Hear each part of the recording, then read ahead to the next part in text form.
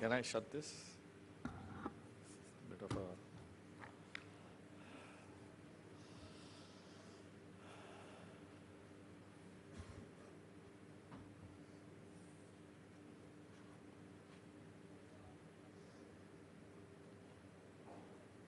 Mr. Wolfgang Liedig, Program Director, GIZ. Is he here? Ah, there you are. Mr. Brewer, Deputy Director, CREM from Netherlands. Messrs. Chompuka, Executive Director, Quality Advantage, Thailand. Dr. Suhas, Chairman Managing Director, BioCare. Mr. Sandeep, Vice President, Corporate Environment, Ambuja Siemens. Ladies and gentlemen. Very good afternoon to you, and I think first and foremost,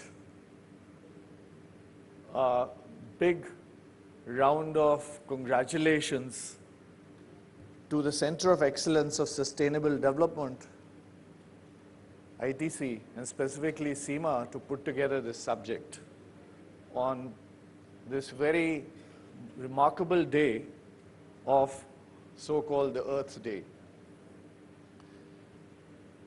I was just telling her before we started this session was that when she invited me to chair this session, I thought I knew a little about biodiversity and ecosystem services. The moment my people did a little bit of research, I very quickly came to know that I was totally ignorant, and whatever the impressions I had were so way off as to this subject. So thank you so much, Seema. You did prompt me to learn some, and I'm slightly better, and I'm sure after these experts, I would be much better in terms of just understanding what this subject is all about. So I'll spend some time to build a context around this slightly complex and lesser known subject. In the morning, since morning, I was seeing the Twitters, the Twitterati talking about the Earth Day, talking about the conservations in various parts of the Earth and how the social development in these areas, such as the subject that we are talking about. The challenge is to reinforce and look at this trade-off and how to balance it so there is a sustainability on ecological basis, and we are more aware as to where this dependence happens and where this trade-off can take us. I think most of the businesses and many of the SMEs know about the climate change, know about and accept the issues of greenhouse gases and emissions. They know about the shift from the fossil fuels to the renewables and how that needs getting done. But there's a very limited knowledge, as I just talked about in the beginning, about the issues of ecology and biodiversity. So it's important for us to look at this subject more closely and be aware that to develop our economy and also make it more competitive vis-a-vis the rest of the economies, it is going to be a challenge.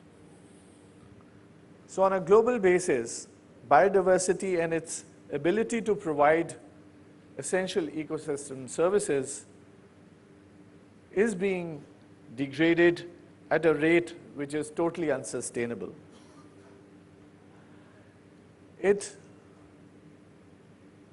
is increasingly expected to put pressure on businesses, specifically the small and medium businesses, which are actually dependent on this. There are lots of these issues which are in emergence, but there are some companies, the larger set of companies, who do realize and who are exemplary in their way they are managing this, both the top line and the bottom line, and also the ecology. We all know about Mr. Yogi Deveshwar, who talks about triple bottom line, talks about people, planet, and profit. And we also have on our panel Ambuja Cement, who has done some exemplary work around this. We also have the recognition of some of the Ayurvedic companies who are recognized today to not only look at their own product line, but also are trying to diversify and cultivate biodiversity in at least a part of the plantations which they're putting across. I'm sure we would hear from Sandeep around this in a while. But I think more significantly, the small and medium companies which are engaged in the supply chain can look at it and also be prompted by the prime contractors, or OEMs as we call them in the auto industry, to help them navigate this and understand the subject more closely, and to how to not only arrest biodiversity degradation, but also to build it in a way. I don't need to give statistics on the small and medium enterprises in our country, which are a very important part of the economy.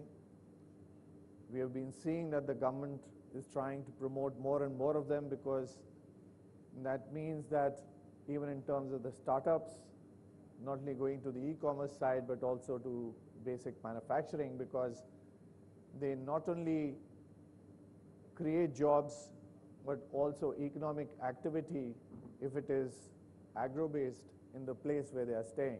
But then it sort of needs to be done in certain knowledgeable way so they don't disturb that ecological balance that we are talking about. So there is various statistics in terms of how the degradation happens, but I think we leave that and look at how the conservation can happen and how to go beyond the issue of regulation and statute to build this in to the overall ethos of the company and make it somewhere a culture within the company to address these issues. First, of course, to recognize them and then to address them. And the other side is that the question that is is it possible to make it a business model in itself? When you're talking about the government programs, the mega government programs of Clean Ganga, about smart cities, would it not mean regeneration of the biodiversity within the rivers? Could that be a business model for the small and medium companies? The smart cities, would it not mean re-establishing the ecological delivery around there in terms of how the services can be revived from the ecological side? Would not that be a business model? Obviously, the stakeholders need to come together for it, and a lot of responsibility comes on the government and specifically the state governments.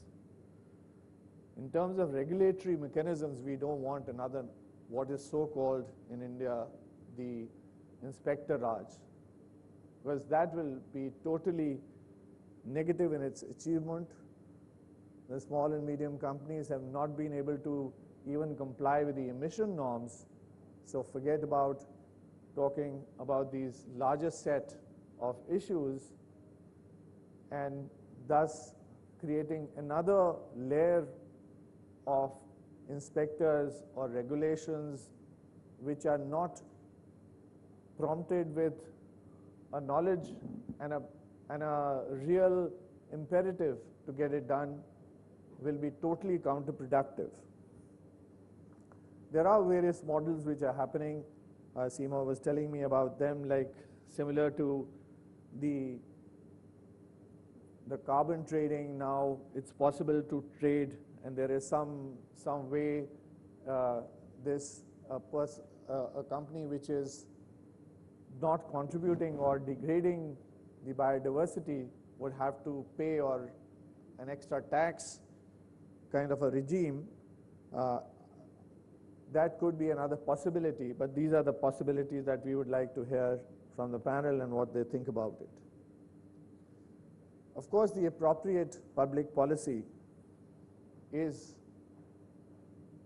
a very important part, and as CII we play quite a role in that in terms of advocating it, and not the issue would be that really the challenge will be for us to formulate and the engagement with the government to see that it becomes an enabling kind of environment rather than something that I talked about in terms of just regulating it and putting pressure on the small and medium companies who have paucity of resource anyway.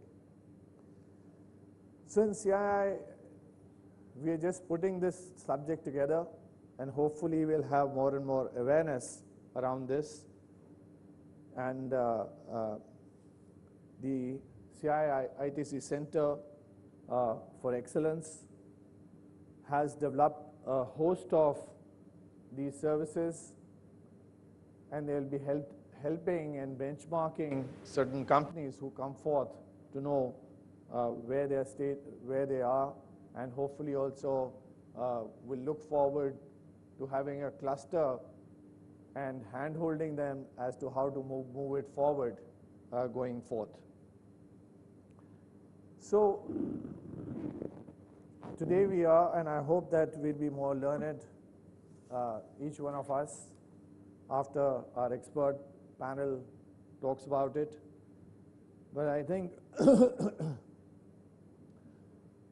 that we need to see this as a much larger issue, a more global issue in terms of subsuming a lot of these global warming, the issues of the coral reefs or the Amazon forest, and see it as a much, much bigger subject which we can treat from the cause itself.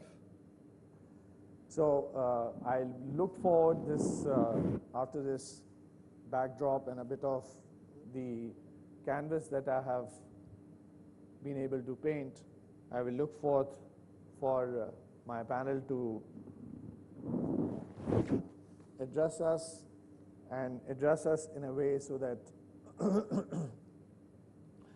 they can raise some issues, questions, and look for some kind of direction from them. So may I call upon Mr. Leidig, Program Director, GIZ, to come and address us.